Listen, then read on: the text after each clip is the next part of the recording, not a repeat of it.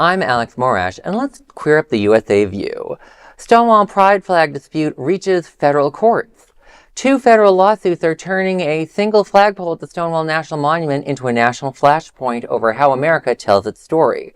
Earlier this month, the National Park Service removed the pride flag that had flown at the Stonewall since 2022, igniting protests and swift legal action. Now, Lambda Legal and a coalition of advocacy groups are asking a Manhattan federal judge to order the flag's return.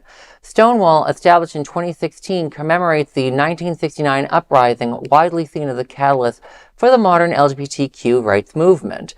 Plaintiffs argue the pride flag is not decorative, but interpretive, a symbol inseparable from the monument's meaning. The New York case, brought by the Gilbert Baker Foundation, Village Preservation, Equality New York, and others, claims the Park Service acted unlawfully and arbitrarily. The complaint says the agency misread its own policies and failed to follow procedures required under the National Historic Preservation Act and the Administrative Procedure Act. A second lawsuit filed in Massachusetts broadens the fight. A coalition including the National Parks Coalition Conservation Association and the Union of Concerned Scientists challenges what it describes as a wider campaign to alter or remove exhibits addressing civil rights, climate change, slavery, and Indigenous history following a 2025 executive order. Meanwhile, New York lawmakers are planning legislation to make the rainbow flag permanent at Stonewall. Well, I just gotta say, seeing all the legalese about how they want to defend this flag. Normally I'd say lawyers don't do anything, but that actually sounded very clever to me. Like, oh, well, using some laws and something useful. That being said, the other more serious part of the story is, like, of course, the pride should be flown there. Duh. At the same time, like, getting that flag back there isn't going to save a single trans person kidnapped and never seen again in an ICE detention facility, and isn't going to save a single queer person like Renee Good, who was murdered by a federal official. So to me, it's like, yes, of course this is bad. At the same time, like, is this what these queer rights groups and advocacy groups should be spending their time and money on? And I just don't know anymore. I think it's a balance, because we've talked about this before. We see a kind of neutralization of our history in general. I mean, eventually we're just going to be saying, hey, we had a person come over to the land and say, hey, can I move in next door? Like, it's going to become this, like, howdy-doody, of how we, colonized. And, like, I've said it before, Texas history books have already been, like, pillaged, and they went from 2 inches thick to a pamphlet. And, so this is just another thing. We just saw in Philadelphia the removal of slavery and stuff that talks about our history. And what I don't get is that this is history, right? Now, I will say, I have a friend who lives in Germany, and it is very forbidden for them to talk about Hitler, Nazism, any of that within that area. And you don't see anything when you go through Berlin. Like, the Berlin Wall's gone, except for a couple of pieces. And, they're very respectful about talking about what was there, not what was done to it, which I found kind of odd, because I'm very much a person of, this happened, somebody killed somebody pillaged something, somebody took over something. We should talk about that and say, this is what happened, this is the outcome of it.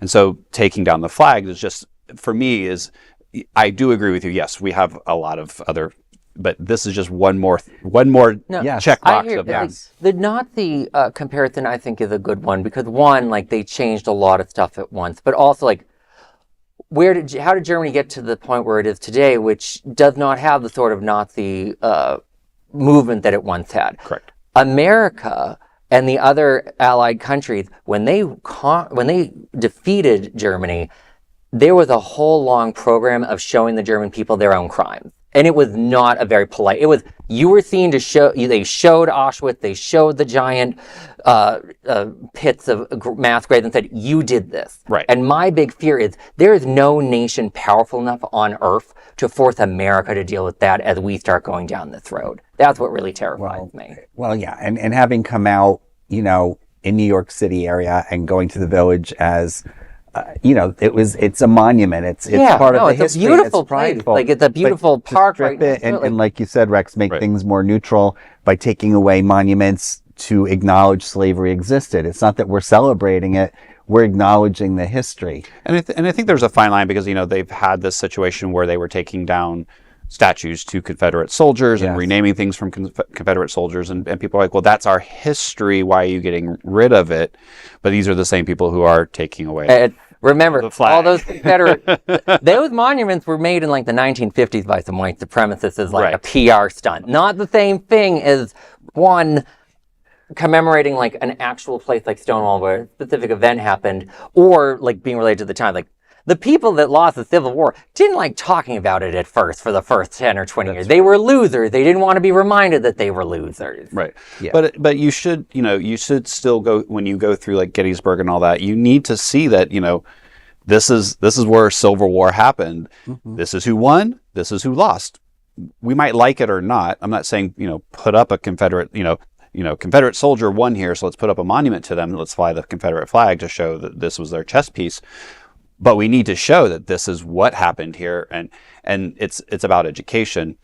I do find that sometimes monuments, when they are put up, they are a little one-sided at times, and they don't depict both sides. And we also don't, unfortunately, most people don't look at things in context of time. So, for instance, I was just reading watching some documentaries on the whole America's Next Top Model, and very related. Well, the reason why I bring that up is because some things happened in a time period that was acceptable at that time. Yeah. So, I think again the flag represents a moment in time, and we've seen the flag change, but they're flying not even the original flag, but they're flying the regular, what I would consider the historical pride flag, not the current equality pride flag. So again, we're looking at the stuff in context, and taking down the flag just makes that now, and they've even removed the plaque, so now it's just a park. Yeah, but remember, I understand all the context with the different flags and the subtext. Trump's administration isn't doing it for they just want to erase, wipe, and also get the distraction of it. Correct. Well, like I said, they're wanting to erase history in general. And they want us focused on that and not what they're doing. That's my big fear of this sort of conversation. It's like, yes, this is horrific. It's also designed to be more distraction than not. Which is kind of what we keep saying every time we report on something. Oh. Yes, this is bad, guys. However, remember, there's something even worse happening. It's going to be interesting seeing how the 250th birthday is celebrated this year, and how the different parties, especially our current administration, celebrates it, and what they choose to promote as part of history, and what they whitewash or erase in that celebration. I thought we were just going to celebrate Trump for this. That's where it seems to be going. I mean, that's if it even happens. I mean, honestly, it's going to get to a point where, unfortunately, he blusters and says, this is what I want. And then when it comes down to it, either the money isn't there or the infrastructure isn't there. You can't have tanks going down the streets of Washington, D.C. If anybody's ever driven through Washington, D.C., it barely holds a Mazda, let alone a tank. So it's just, unfortunately, we need to, speak up and watch these. So there is no other queer nonprofit media platform like this in the entire world. Support our LGBTQ stories by sharing them and subscribing to Queer News Tonight.